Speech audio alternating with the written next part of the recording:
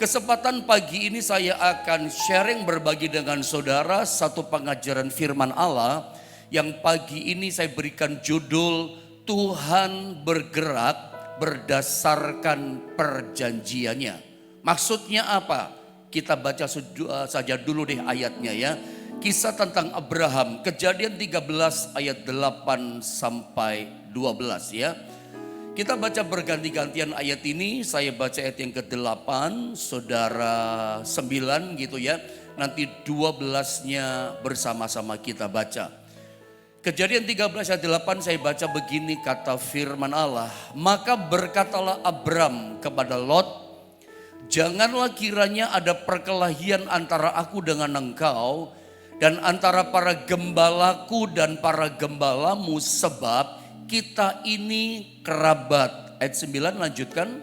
Bukankah seluruh negeri ini terbuka untuk engkau? Baiklah pisahkan dirimu daripadaku. Jika engkau ke kiri, maka aku ke kanan. Jika engkau ke kanan, maka aku ke kiri. Ayat yang ke-10. Lalu Lot melayangkan pandangnya dan dilihatnyalah bahwa seluruh lembah Yordan banyak airnya, seperti taman Tuhan, seperti tanah Mesir sampai ke Zoar. Hal itu terjadi sebelum Tuhan memusnahkan Sodom dan Gomora. Ayat 11 teruskan. Sebab itu Lot memilih bagiannya seluruh lembah Yordan itu. Lalu ia berangkat ke sebelah timur dan mereka berpisah. Ayat 12, Bapak Ibu Saudara, mari sama-sama kita membacanya. 2 dan 3. Abram menetap di tanah Kanaan, tetapi Lot menetap di kota-kota lembah Yordan dan berkemah dekat Sodom. Puji Tuhan. Sekali lagi kita mau bicara, kita fokus sharing bicara tentang Tuhan itu bergerak berdasarkan perjanjiannya. Maksud daripada tema ini, saya ingin Anda mengerti dalam kehidupan setiap kita sebagai orang percaya tentang cara kerjanya Tuhan dalam kehidupan kita. Karena seringkali yang terjadi dalam hidup orang Kristen, kenapa frustasi, kenapa dalam jalan hidup kekristenan dijalani dia menjadi putus asa. Karena yang pertama dia gak ngerti cara kerjanya Tuhan. Bahwa ternyata Tuhan itu dia bergerak menolong kita. Tuhan bergerak menyatakan janjinya kepada kita, pemulihan, kesembuhan, termasuk jalan keluar. Dia tolong kita, dia bergerak ulurkan tangannya dalam hidup kita. Itu ternyata berdasarkan perjanjiannya. Jadi dia lepaskan janjinya gitu ya. Dia lepaskan perkataan firman-Nya kepada kita. Dan bagian kita mempercayai janjinya itu, pegang janjinya itu. Karena ternyata firman Allah kalau kita telusuri pelajari, dia bergerak menolong kita. Dia bergerak berjanji atas hidup kita berdasarkan setiap janji-janji yang dia katakan itu digenapi. Sebab itu kenapa banyak orang Kristen tuh begini ya. Dia berharap menantikan janji Tuhan, berharap menantikan pertolongan Tuhan yang dijanjikan dalam kehidupannya. Dia lama menanti-nantikan, tapi ternyata janji itu belum digenapi. Maka tidak sedikit orang Kristen mulai menjadi putus asa, menjadi frustasi dalam hidupnya. Bahkan tidak sedikit orang berkata begini, masalah saya berat Pak, kesulitan saya begitu luar biasa. Apalagi seperti itu. Karena semakin berat persoalan yang menekan hidup kita, lebih lagi kita berharap menantikan pertolongan Tuhan. Tetapi persoalannya begini, seringkali terjadi begini, sudah bersabar, kita udah sabar menantikan janji Tuhan digenapi dalam hidup kita, tapi belum juga terjadi gitu. Yang kita nantikan dengan sabar janji Tuhan, itu seperti tidak merubah sedikit apapun dalam hidup kita. Masalah tetap jadi masalah, kesulitan kita tetap jadi kesulitan. Tidak ada jalan keluar, tidak ada jawaban. Nah, hari ini kita sama-sama belajar. Tuhan bergerak berdasarkan janjinya. Dia lepaskan janjinya, dia lepaskan perkataannya, dia lepaskan firman-Nya. Nah, bagian kita apa? Bagian Tuhan lepaskan janji, perkataan firman-Nya. Bagian kita adalah percaya pada janjinya. Nah, ini penting. Bagian kita adalah berpegang teguh, jangan dilepaskan janjinya. Nah, itu yang kita hidupi, kita percayai, dan jangan lupa kita taati hari demi hari yang kita jalani sepanjang 2024 ini. Saya pikir apa yang saya barusan katakan bagian terakhir, titik terakhir ini penting loh saudara. Jalani hari demi hari hidup kita berdasarkan apa yang Tuhan janjikan. Itu kita percayai, kita hidupi dan kita taati. Hari demi hari kita lewati. Maka saya percaya tidak ada kata Yosua janji Tuhan yang satu pun tidak digenapi. Kata Yosua semuanya akan digenapi. Nah, mari kita akan sama-sama belajar bagaimana caranya ya Tuhan itu bergerak menggenapi janjinya. Bagaimana cara kerjanya Tuhan? Mari kita sama-sama belajar.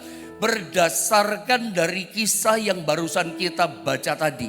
Saya akan mulai bagaimana sih cara Tuhan bekerja berdasarkan Kejadian pasal 13 ayat 8 sampai 13 yang barusan kita baca saudara. Ayat tadi menceritakan bahwa pada satu kali Abraham memanggil keponakannya bernama Lot. Itu kira-kira inti dari ayat yang kita baca. Abraham berkata begini, jangan sampai terjadi konflik antara Abraham sebagai paman om dengan keponakannya. Lebih tepatnya memang konflik yang terjadi adalah antara gembalanya Lot dengan gembalanya Abraham.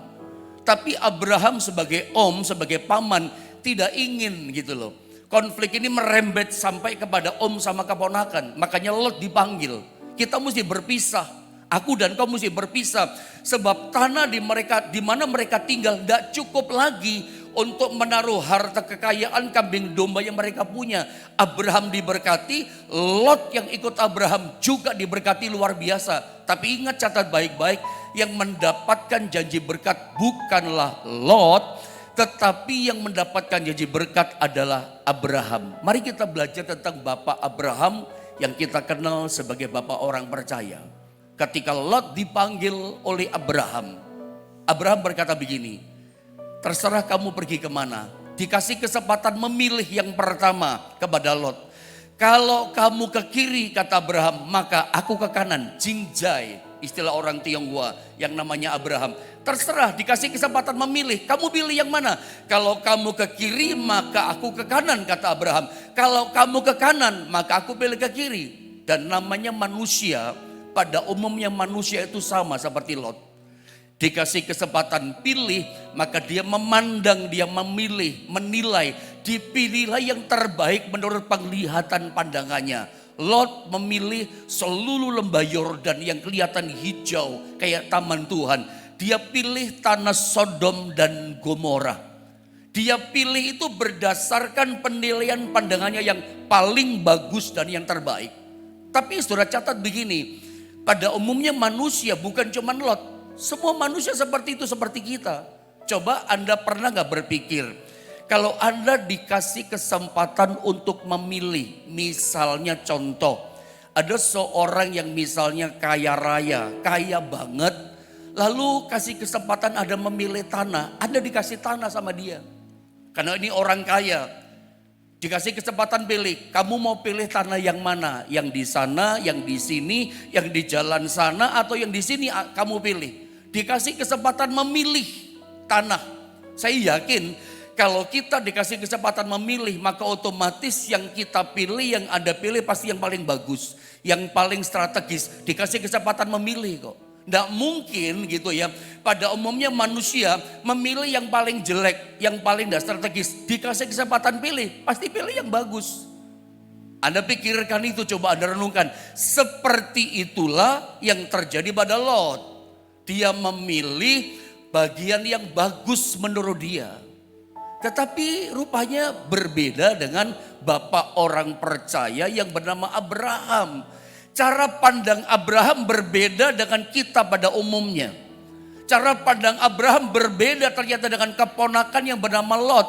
Menilai, memandang, memilih berdasarkan apa yang baik. Abraham bukan memilih, memandang apa yang menurut dia yang baik.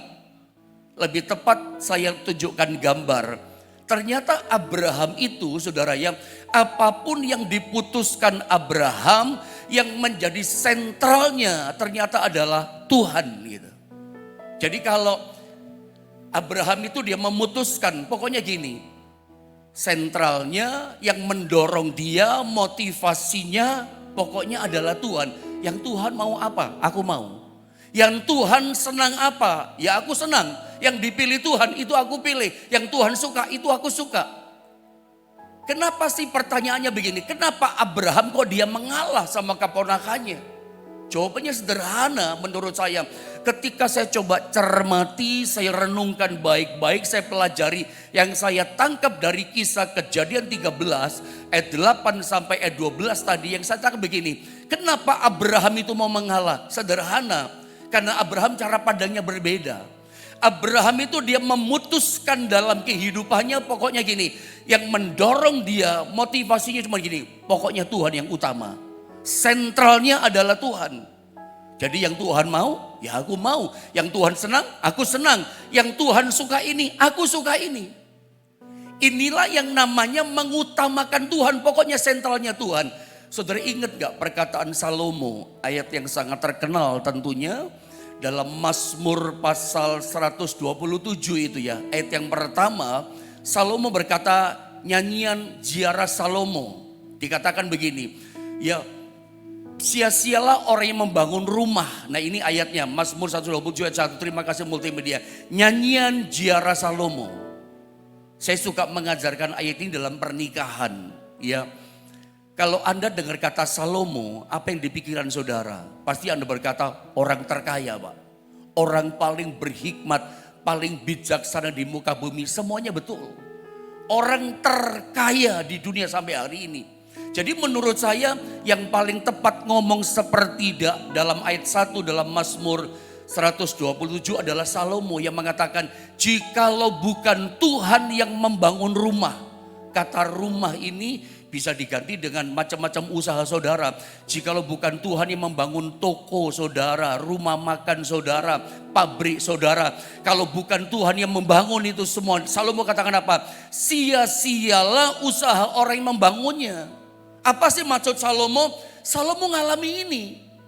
Bahwa dia membangun bisnisnya, membangun usahanya, membangun kerajaannya. Sampai membangun rumah tangganya. Salomo mendapat begini, semuanya sia-sia kalau bukan Tuhan yang bangun.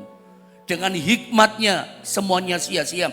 Dengan harta kekayaannya semua sia-sia. Di sini kita belajar, saya ulang, yang paling tepat memang ngomong ini Salomo, dan Salomo ngomong sama kita. Semuanya akan jadi sia-sia kalau sentral hidup kita bukan Tuhan. Saya tidak ingin saudara ya, makanya saya mengajarkan pengajaran firman Allah ini pada saudara pagi ini. 2024 saya tidak berharap, saya tidak ingin tahun yang kita jalani, yang kita kerjakan semuanya sia-sia. Semua yang kita rancang, semua yang kita bangun, nanti ujungnya tahun 2024 31 Desember 2024 kita katakan ternyata semuanya sia-sia, gak ada hasil apa-apa. Kalau Anda ingin 2024 yang kita jalani tidak ada yang sia-sia, dengar baik-baik, sentral hidup kita harus Tuhan.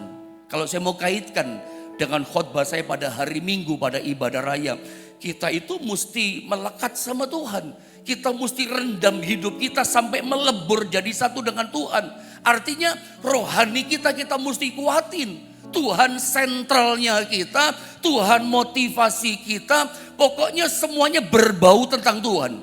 Saya pakai istilah berbau tentang Tuhan. Ya pokoknya Tuhan, ya pokoknya Tuhan. Semuanya kembalikan pada Tuhan. Saya ingin 2024 ini iman kita yang kita kuatin. Rohani kita yang kita kuatin. Percayalah begini, sehingga semua yang kita bangun, yang kita kerjakan, tidak ada yang sia-sia. Sudah tahu kan tentang Bapak Abraham, Salomo juga.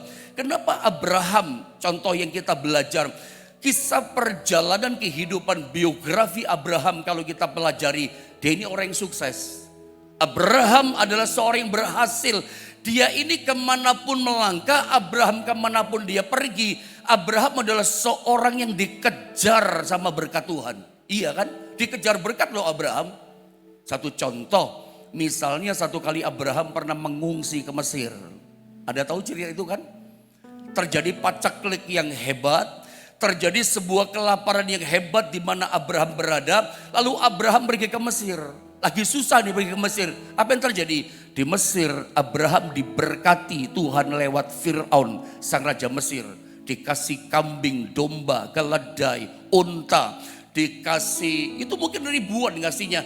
Hamba laki-laki, budak laki-laki, perempuan, semuanya lengkap. Dikasih harta benda yang banyak sama Fir'aun. Di masa kelaparan orang lain, kelaparan, kesulitan, kesusahan, Abraham kelimpahan. Saya mau bilang begini, Abraham dimanapun pergi, dimana dia melangkah, sepanjang perjalanan kehidupan Abraham dikejar sama berkat Tuhan. Walaupun dalam konteks cerita yang barusan saya katakan, terlepas dari kisah tentang karena Abraham punya seorang istri yang cantik yang bernama Sarah, sang raja tertarik sama Sarah. Terlepas dari konteks itu, tapi Abraham, Alkitab katakan, dikejar berkat. Anda tahu apa sebabnya? Apa sebabnya Abraham seorang yang diberkati, seorang yang sukses dan dikejar berkat hidupnya? Karena Allah melakukan itu atas Abraham karena janji yang dilepaskan. Ada ingat itu kan? Abraham itu hidup berdasarkan janji. Satu contoh misalnya di Alkitab ada banyak ayat mengatakan bahwa, satu contoh Kejadian 12 ayat 1 sampai 3. Itu kan ayat terkenal yang Anda tahu. Begitu keluar dari Ur Kasdim, Kejadian 12 ayat 1, maka disitulah ada janji Tuhan. Lihat ayat yang kedua. Ini ayat 1 munculkan, Anda baca saja, catat saja. Lihat langsung ayat kedua. Aku akan membuat engkau menjadi bangsa yang besar. Ini perjanjian Tuhan loh. Dan memberkati engkau serta membuat namamu masyhur. Ini janji Tuhan. Dan engkau akan menjadi berkat. Ini perkataan dilepaskan sama Tuhan buat Abraham. Sampai janjinya begini, ayat yang ketiga. Dikatakan, aku akan memberkati orang-orang yang memberkati engkau. Ya, dan mengutuk orang-orang yang mengutuk engkau. Dan olehmu semua kaum di muka bumi akan mendapat berkat. Berdasarkan ayat ini, tidak heran. Banyak orang Kristen, banyak orang percaya termasuk di antara saya dan saudara kita semuanya mengharapkan begini, warisan daripada janji berkat Abraham juga turun sama kita. Karena memang berkat Abraham itu berkat yang luar biasa. Kemanapun Abraham pergi, selain berkat tentang anak perjanjian, Sarah yang mandul dikasih anak, ada banyak janji berkat Abraham. Makanya itu kan diharapkan, dinanti-nantikan, dirindukan oleh orang percaya. Dan ingat, Abraham mengalami itu berdasarkan semua janji Tuhan yang dilepaskan. Abraham nurut saja. Abraham percaya janji Tuhan dan dia menghidupinya. Maka semua janji yang Tuhan katakan digenapi. Kenapa? Sebab Tuhan bergerak berdasarkan janjinya setiap hari kepada kita. Makanya kalau Anda ingin ngalami janji berkat Abraham, ya hari demi hari, hari ini, besok, besok lagi, setiap hari sampai kita tutup tahun 2024, ya hidup itu janji Tuhan. Karena Tuhan itu bekerja menolong kita berdasarkan yang Dia katakan, janjikan pada kita. Bisa percaya gak sama janji Tuhan? Atau Anda goyah menghadapi masalah yang kita hadapi seperti Yusuf misalnya. Di depan mata janjinya luar biasa, tapi masuk lubang sumur. Tapi jadi budak di Mesir. Yusuf tidak goyah, tetap percaya sama janji Tuhan. Dan ini penting dalam kehidupan kita. Seperti saya katakan tadi, yang paling penting 2024, kuatin iman kita.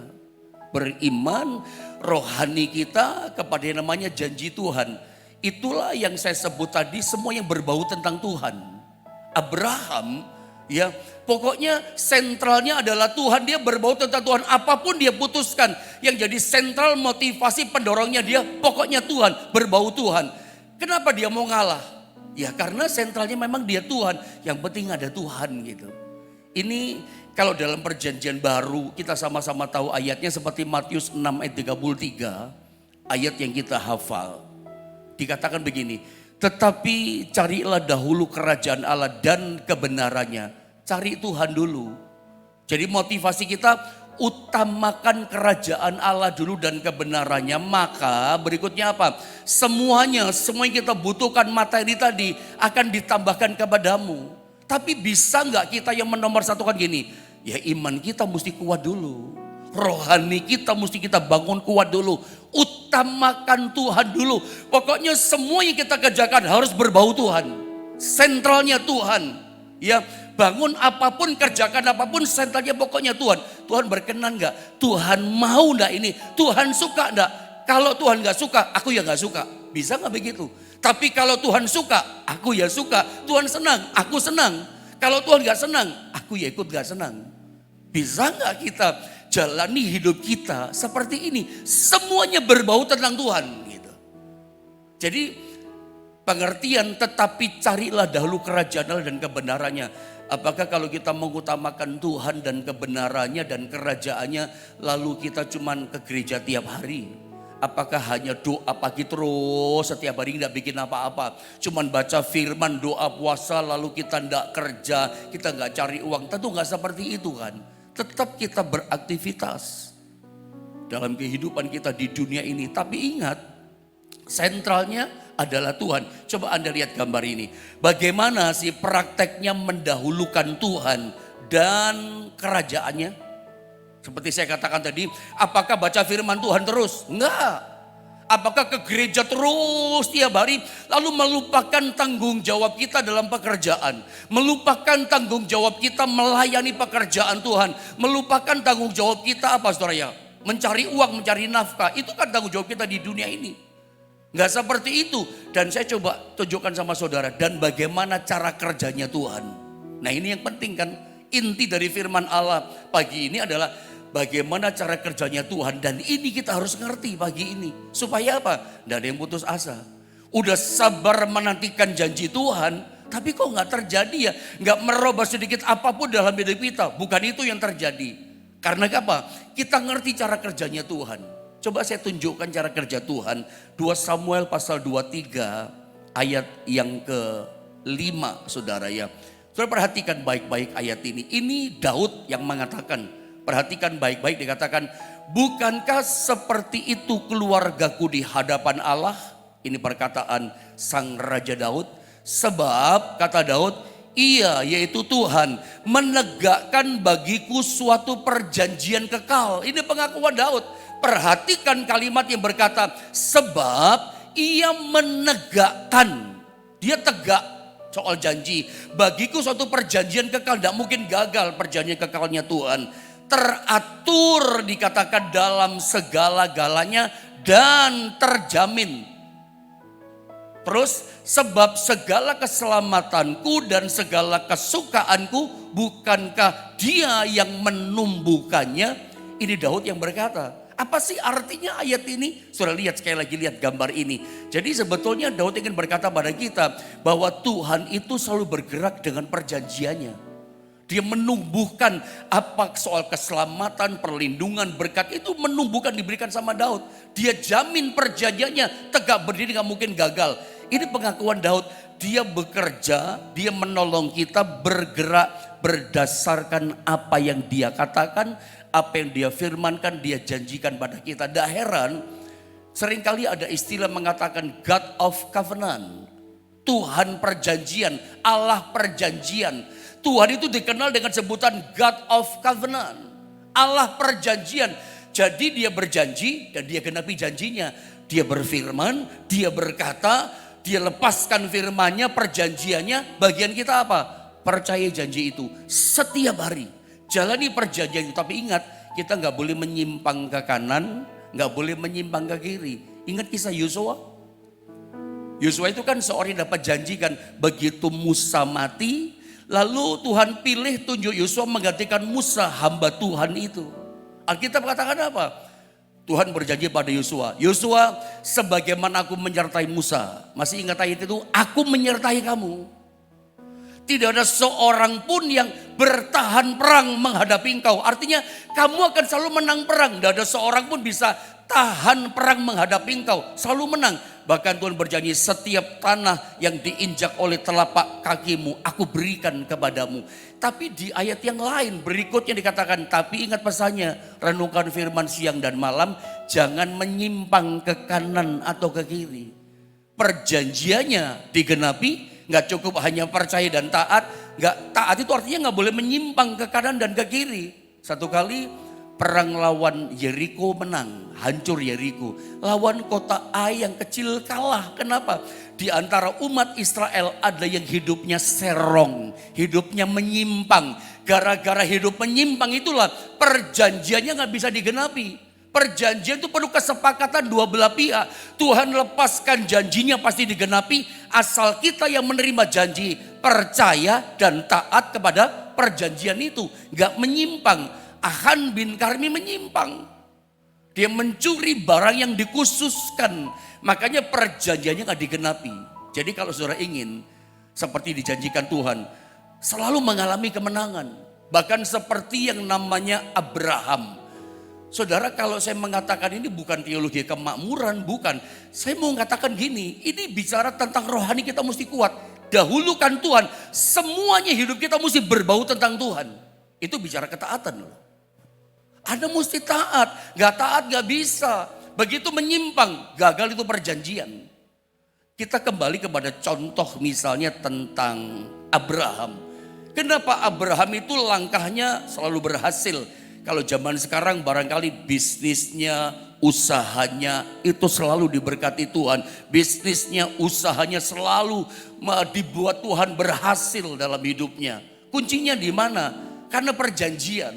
Coba lihat Kejadian 17 ayat yang kedua. Ini janji. Jadi sebetulnya janji Tuhan kepada Abraham banyak banget. Salah satunya ini coba saya tunjukkan sama saudara.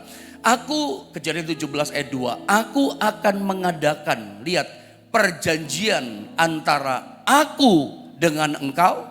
Dan aku akan membuat engkau sangat banyak dan seterusnya. Salah satunya adalah janji tentang anak perjanjian Ishak. Harusnya Abraham gak bisa punya anak. Sarah mandul, dia sudah 100 tahun gak bisa. Tapi karena Tuhan berjanji akan membuat sangat banyak generasinya, janji digenapi. Kenapa Abraham mengalami sesuatu yang gak mungkin jadi mungkin, mustahil gak mungkin, mustahil menjadi gak mustahil. Berangkatnya Tuhan bergerak dari janjinya. Abraham percaya, Abraham mentaati, Abraham melakukan setiap janji yang Tuhan sudah lepaskan baginya. Abraham pegang teguh, tidak goyah, melihat kulitnya makin keriput, melihat Sarah yang sudah kandungannya mandul, dia tetap percaya. Sehingga kenapa janji Tuhan digenapi? Karena kepercayaan dan ketaatan Abraham. Jalanilah 2024 berdasarkan janji Tuhan. Kenapa? Sebab Tuhan bergerak menolong kita, bergerak menyembuhkan kita, bergerak memulihkan kita berdasarkan janji yang Dia katakan. Makanya Dia berfirman dulu. Makanya penting setiap pagi kita dengar firman. Penting setiap pagi kita renungkan firman. Karena dari sebagian firman diberitakan itu ada janji-janji Tuhan secara pribadi buat kita. Ketika Anda merasa itu jadi rema, Anda katakan amin, aku pegang janji ini. Ini rema janji Tuhan buat kehidupan saya. Hidupi itu, lakukan itu. Sebab Tuhan bergerak menolong kita berdasarkan apa yang Dia firmankan. Berdasarkan apa yang Dia janjikan pada kita. Bagian kita percaya, mentaati, menghidupi, maka janjinya tidak ada satupun, kata Yosua, yang tidak digenapi. Semuanya akan digenapi. Pada bagian akhir saya ingin berkata pada saudara, lihat gambar ini saudara ya. Banyak orang yang sedang dilanda kefrustasian, mempercayai janji Tuhan yang belum juga jadi kenyataan. Ada banyak orang alami seperti ini kan hari-hari ini. Adakah di antara saudara yang sedang mendengar firman Allah, Anda hari-hari sedang mengalami ini? Saya percaya Pak janji Tuhan. Saya yakin sama janji Tuhan, saya pegang janji Tuhan. Tapi kenapa seperti gak merubah sedikit pun kehidupan yang saya hadapi saat ini? Masalah yang saya hadapi terjadi masalah. Nah, mari kita belajar. Anda lihat kisah tentang Yusuf. Kira-kira kalau ada jadi seperti Yusuf seperti ini, bisa frustasi loh. Anda tahu kan janji Tuhan kepada Yusuf itu sepertinya terlalu besar dan mulia. Janjinya jadi orang yang besar. Semua orang akan sujud menyembah dia. Ini gak main-main. Seorang Yusuf yang masih muda, dia terima janji Tuhan yang sangat-sangat besar. Dan sebetulnya untuk nggak masuk akal dicerna dengan akal manusia, termasuk akalnya Yusuf. Siapa dia gitu. Tapi itulah janji Tuhan. Saudara mesti percaya ya, 2024 Tuhan punya janji, rancangan atas setiap kita masing-masing. Dan kalau kita lihat di gambar itu, kisah kehidupan Yusuf sepertinya memang tidak mungkin janji digenapi. Dibuang di sumur, dibenci sama saudara-saudaranya, dibuang di sumur, jadi budak di Mesir, masuk penjara lagi, difitnah sama istri Potifar karena dikatakan memperkosa dia. Sepertinya nggak ada yang baik hidupnya Yusuf, semuanya buruk. Di depan mata seolah-olah pasti gagal janji Tuhan. Ini bikin frustasi loh. Saya udah sabar Pak menantikan janji Tuhan. Tapi sepertinya nggak merubah sedikit apapun dengan masalah yang saya hadapi. Coba kalau Anda menghadapi situasi kondisi seperti ini masih bisa percaya nggak? Masih bisa pegang janji Tuhan nggak yang sudah dilepaskan lewat firman-Nya kepada kita? Kalau kita ngalami seperti Yusuf masih bisa percaya nggak? Anda tahu kan janji Tuhan kepada Yusuf seperti apa? Coba lihat ini. Bapaknya saja nggak percaya. Coba lihat Kejadian 37 ayat 10. Beberapa sedikit lagi selesai. Saya baca ya. Setelah hal ini diceritakan kepada ayah dan saudara-saudaranya. Apa dikatakan? Maka ia ditegur oleh ayahnya. Bapaknya saja si Yakub, bapaknya Yusuf negur dia. Apa kata Yakub? Mimpi apa mimpimu itu? Mimpinya Yusuf adalah janji Tuhan kepada Yusuf kan? Masakan aku dan ibumu serta saudara-saudaramu sujud menyembah kepadamu sampai ke tanah. Tentang gandum yang menyembah, lalu bulan bintang yang menyembah dia itu kan saudara. Si Yakub saja berkata, nggak mungkin terjadi. Mimpimu mimpi apaan? Nggak masuk akal. Rencana Tuhan kepada kita rasanya nggak masuk akal. Seperti kehidupan Abraham nggak masuk akal. Tapi ingat, Tuhan itu sanggup menggenapi janjinya. Dia bergerak berdasarkan apa yang dia janjikan. Makanya dia harus berfirman dulu kepada kita. Maka dia mesti melepaskan perkataan firman janjinya dulu. Dan kalau kita percaya, dia akan genapi bergerak berdasarkan janji Tuhan dalam hidup kita. Contoh yang sangat jelas, misalnya tembok Yeriko. Kenapa runtuh tembok Yeriko? Karena perkataan janji. Tuhan janji sama Yosua. Yosua, suruh mereka keliling. Yang di depan barisan imam tiup sangkakala. Belakangnya imam pikul tabut perjanjian. Baru di belakangnya para tentara umat Israel. Keliling 1 hari sampai 6 hari. Hari ke-7, 7 kali. Yang ke-7 kali, ke-13 kali maksudnya dikatakan tiup sangkakala. Bersorak, roboh itu tembok. Digenapi. Kenapa digenapi roboh tembok? Mereka ikuti janji, gak menyimpang, taat, ikuti, diputarin. Jadi semua sebetulnya ini kan sesuatu yang mustahil. Saya suka khotbahkan ini. Tembok Yeriko itu mustahil dirobohkan. Kota Yeriko kota yang tidak mungkin bisa dikalahkan. Sulit itu dikalahkan. Tapi yang sulit dengan cara begitu mudah Allah merobohkan. Berdasarkan apa? Allah bergerak berdasarkan janjinya. Saya berdoa pagi ini mungkin ada di antara saudara yang masalah yang kau hadapi seperti tembok Yeriko tebal. Tapi saudara dengar baik, Tuhan bergerak berdasarkan janjinya yang tidak mungkin jadi mungkin. Makanya saya mau katakan seperti Matius 6 ayat 33, utamakan Tuhan dulu. Cari Tuhan dulu. Tentu dapat firman-Nya kan di situ. Pokoknya berbau tentang Tuhan. Tuhan senang, aku senang. Tuhan suka, aku ya suka. Kalau Tuhan gak suka ini, ya aku udah suka. Kenapa Abraham ngalah? Karena dia percaya sama Tuhan.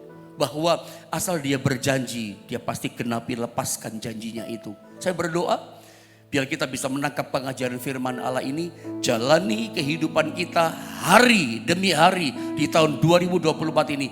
Berdasarkan janji Tuhan. Ada banyak janji Tuhan. Imani janji Tuhan setiap hari. Dan itu yang akan jadi dalam kehidupan setiap kita. Mari kita sama-sama berdoa, kita menyembah Tuhan.